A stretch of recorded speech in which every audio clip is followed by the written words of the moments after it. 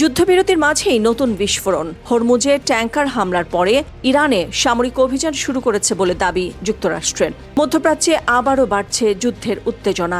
Hormuz প্রণালীতে বাণিজ্যিক ট্যাঙ্কারে হামলার ঘটনার জেরে ইরানের ভেতরে সামরিক অভিযান শুরু করেছে বলে দাবি করেছে যুক্তরাষ্ট্রের সেন্ট্রাল কমান্ড বা সেন্টকম। ওয়াশিংটনের দাবি, আন্তর্জাতিক জলপথে বেসামরিক বাণিজ্যিক জাহাজে হামলার জবাব হিসেবেই এই অভিযান চালানো হচ্ছে। এর আগে যুক্তরাজ্যের ইউকেএমটিও জানায়, ওমান উপকূলের কাছে হরমুজ প্রণালীতে 24 ঘণ্টার মধ্যে 3টি ট্যাঙ্কার ক্ষতিগ্রস্ত হয়েছে।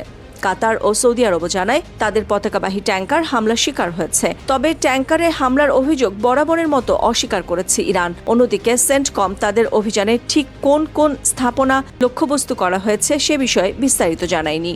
এদিকে ইরানি সংবাদ মাধ্যমের বরাত দিয়ে আন্তর্জাতিক গণমাধ্যম জানিয়েছে, দেশটির দক্ষিণাঞ্চলের সিরি ও কেশম দ্বীপের আশপাশে একাধিক বিস্ফোরণের শব্দ শোনা গেছে।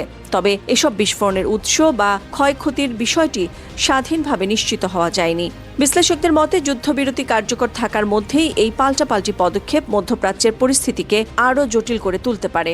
এখন প্রশ্ন একটাই, উত্তেজনা কি আবারও পূর্ণাঙ্গ সংঘাতের দিকে গড়াবে, নাকি কূটনৈতিক উদ্যোগ পরিস্থিতিকে নিয়ন্ত্রণ আনতে পারবে?